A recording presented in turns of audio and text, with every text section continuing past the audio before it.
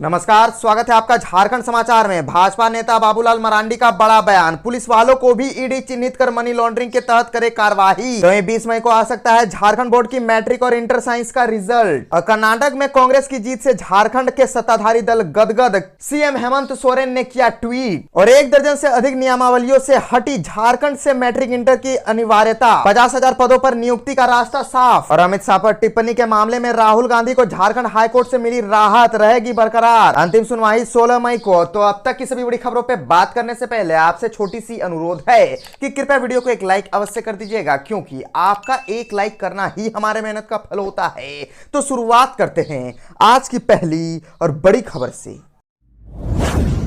इस वक्त की बड़ी खबर झारखंड से आ रही है, जहां झारखंड में भाजपा नेता बाबूलाल मरांडी का बड़ा बयान सामने आया है। पुलिस वालों को भी ईडी चिन्हित कर मनी लॉन्ड्रिंग के तहत करे कार्रवाई। दरअसल राज्य में जमीन के फर्जीवाड़े और निरंतर बढ़ रहे अपराध पर भाजपा नेता बाबूलाल मरांडी ने साफ तौर पर कहा है कि जमीन घोटाले के गोरख धंधे में पुलिस के कुछ लोग भी शामिल है। उन्होंने पुलिस वालों को बराबर का हिस्सेदार और गुनहगार बताया है। उन्होंने ईडी से आग्रह किया है कि वे जमीन की जालसाजी और कब्जा दिलाने के मामलों की शिकायत पर और गहराई से छानबीन करे, लाभ लेकर सहयोग देने वाले पुलिस वालों को भी चिन्हित करे, उन पर भी मनी लॉन्ड्रिंग की समान रूप से कार्रवाई करे। और बता दें कि बाबूलाल मरांडी ने अपने फेसबुक पर लिखा है कि मैं शुरू से ही कह रहा हूं कि जमीन घोटाले में जालसाजी कर नाजायज कब्जा कराने, गरीब आदिवासियों की जमीन भू माफियाओं के हवाले कराने का खेल सिर्फ दलालों, जालसाजों, सत्ताधारियों, लुटेरों के बस की बात नहीं है। इस गोरख धंधे में कुछ पुलिस के लोग भी बराबर के हिस्सेदार और गुनहगार है। एक अन्य पोस्ट में उन्होंने लिखा है कि रांची के सबसे पोश इलाके हरमू में गोली मारकर हत्या कर दी जाती है। पोश इलाके में कानूनी व्यवस्था की यह दुर्दशा है, तो सुदूरवर्ती क्षेत्रों में बेटियां कितनी सुरक्षित होंगी। लेकिन मुख्यमंत्री जी को आज तक राज्य की इस गंभीर समस्या से कोई फर्क नहीं पड़ा। आए दिन बेटियों के ऊपर अत्याचार की खबरें सामने आ रही है। केरला स्टोरी की तर्ज पर साजिश करता राज्य में एक्टिव है। उन्होंने मुख्यमंत्री हेमंत सोरेन को संबोधित कर लिखा कि जब राज्य की बहु बेटियों को सुरक्षा देने में आपकी सरकार असक्षम है, तो क्या उम्मीद की जा सकती है। तो जैक बोर्ड के 10th और 12th रिजल्ट 2023 को लेकर के और एक बड़ी खबर आ रही है कि 20 मई को आ सकता है झारखंड बोर्ड की मैट्रिक और इंटर साइंस का रिजल्ट। दरअसल सीबीएसई मैट्रिक और इंटर बोर्ड रिजल्ट की घोषणा हो चुकी है। इसके साथ ही जैक की ओर से आयोजित मैट्रिक और इंटर की परीक्षा देने वाले विद्यार्थियों की धड़कनें भी तेज हो गई है। उनका भी रिजल्ट बहुत ही जल्द जारी होगा। सूत्र बता रहे हैं कि 20 मई को जैक बोर्ड 10वीं के साथ साथ 12वीं के साइंस का रिजल्ट भी आ जाएंगे। जैक बोर्ड अपने आधिकारिक वेबसाइट पर मैट्रिक और इंटर साइंस का रिजल्ट एक ही दिन जारी करेगा। सूत्र बता रहे हैं कि झारखंड जैक बोर्ड अपने विद्यार्थियों का परीक्षा परिणाम 20 मई को जारी कर सकता है। कॉपी की पूरी जांच हो चुकी है, रिजल्ट तैयार करने की प्रक्रिया भी चल रही है। बताया जा रहा है कि इस बार रिकॉर्ड समय में कॉपी की जांच पूरी कर ली गई है। कर्नाटक में कांग्रेस की जीत से झारखंड के सत्ताधारी दल गदगद। सीएम हेमंत सोरेन ने किया ट्वीट। कर्नाटक विधानसभा चुनाव में कांग्रेस की जीत पर झारखंड के सियासी दलों ने प्रतिक्रिया दी है। एक तरफ जहां झारखंड के सीएम हेमंत सोरेन ने बीजेपी पर निशाना साधते हुए ट्वीट किया है कि फूट डालो, राज करो, राजनीति की उल्टी गिनती शुरू हो चुकी है। वहीं भारतीय कम्युनिस्ट पार्टी के वरिष्ठ नेता पूर्व सांसद भुवनेश्वर प्रसाद मेहता, राज्य सचिव महेंद्र पाठक एवं जिला सचिव अजय कुमार सिंह ने कहा कि कर्नाटक की जनता ने फॉसिस्ट पार्टी का कारभार रोक दिया है और उसे नकार दिया है। झारखंड प्रदेश राष्ट्रीय जनता दल के मुख्य प्रवक्ता डॉक्टर मनोज कुमार ने कहा कि हार से बीजेपी को सबक लेनी चाहिए। तो वहीं हेमंत सोरेन ने ट्विटर पर ट्वीट किया कि फूट डालो, राज करो, राजनीति की उल्टी गिनती शुरू हो चुकी है। कर्नाटक विधानसभा चुनाव जीतने पर कर्नाटक की जनता और कांग्रेस पार्टी को हार्दिक बधाई, शुभकामनाएं एवं जोहार। झारखंड प्रदेश राष्ट्रीय जनता दल के मुख्य प्रवक्ता डॉक्टर मनोज कुमार ने कर्नाटक में कांग्रेस की जीत पर खुशी व्यक्त करते हुए कहा कि कर्नाटक की यह जीत वहां की जनता की जीत है और देश के प्रधानमंत्री नरेंद्र मोदी की हार है। इसके साथ ही भाजपा की उल्टी गिनती प्रारंभ हो गई है। देश और राज्य की जनता समझ चुकी है कि प्रधानमंत्री देश की जनता को ठगने एवं धोखा देने का काम कर रहे हैं। भाजपा की यह हार झांकी है। लोकसभा अभी बाकी है। देश में महंगाई, बेरोजगारी, भ्रष्टाचार चरम पर है। देश की जनता त्राहिमाम कर रही है। भारतीय जनता पार्टी के नेताओं ने जो वादे किए हैं, एक भी वादा पूरा नहीं हुआ है। सभी वादे खोखले निकले। इस हार से भाजपा को सबक लेनी चाहिए।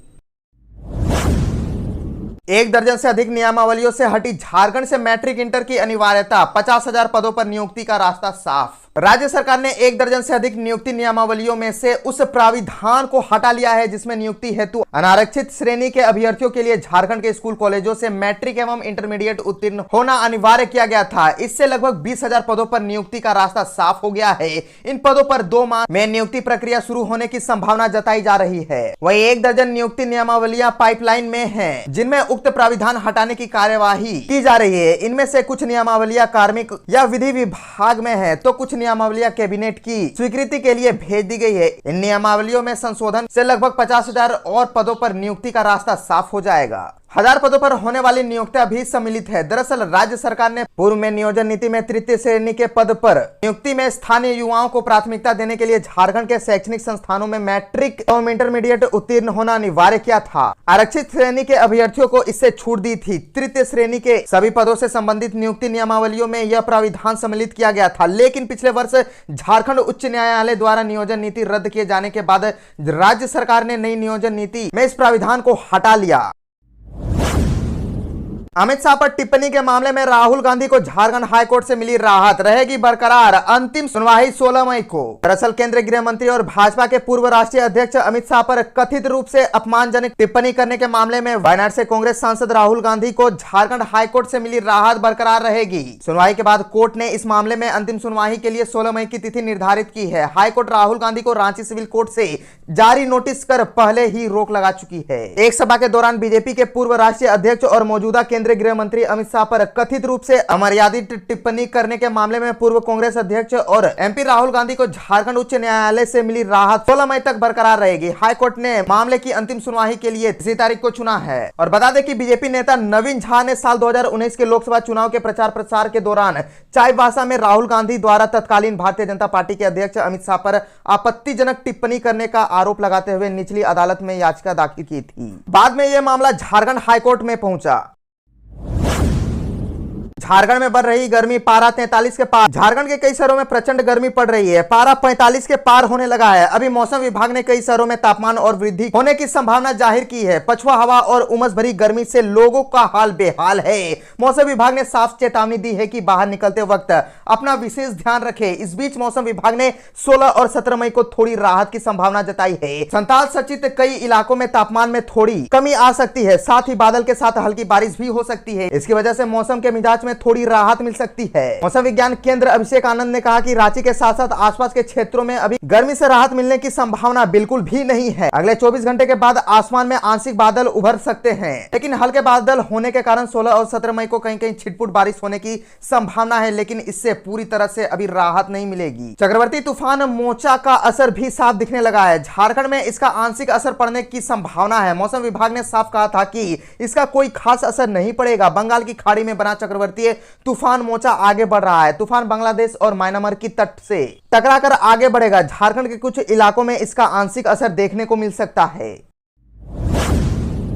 सरयू राय का बड़ा बयान, मानहानि का आरोप करने वालों का मान कितना। सरयू राय तैयार करेंगे आरोप पत्र। बन्ना गुप्ता, भाजपा और हेमंत सोरेन के पहले की सरकार पर कई गंभीर आरोप। निर्दलीय विधायक सरयू राय ने स्वास्थ्य मंत्री बन्ना गुप्ता, हेमंत सोरेन, भारतीय जनता पार्टी और हेमंत के सरकार के पहले की सरकार पर भी निशाना साधा है। उन्होंने कहा कि वह एक आरोप पत्र तैयार कर रहे हैं जिसमें विस्तार से जानकारी होगी। स्वास्थ्य मंत्री बन्ना गुप्ता के मानहानि के मुकदमे पर कहा, मैंने वो नोटिस कचरे में फेंक दिया है, वह कूड़ीदान में रखने लायक है। उनके वकील चाईबासा गए हैं। मैं आमंत्रित करता हूं, उनके माध्यम से यह अवसर मिलेगा कि मैं यह साबित कर सकूं कि उनका मान सम्मान कितना है। किसी की संपत्ति 10 करोड़ की हो सकती है, लेकिन उसकी संपत्ति का उनका मान नहीं आंका जा सकता है। हो सकता है उनका सम्मान 10 रुपए का भी ना हो। प्रेस कॉन्फ्रेंस में सरयू राय ने वायरल वीडियो का जिक्र करते हुए कहा कि महिला की सुरक्षा पर पुलिस को ध्यान देना चाहिए। यह मामला राजनीतिक नहीं है। कांग्रेस के प्रदेश अध्यक्ष ने इसे राजनीतिक बताया है। यह राजनीतिक नहीं, यह आपराधिक और सामाजिक है। उनके पास से जो हथियार है वह प्रतिबंधित है। आर्म्स एक्ट का सेक्शन 7 यही कहता है। सेक्शन 25 कहता है कि हथियार रखने वाले को 7 साल से लेकर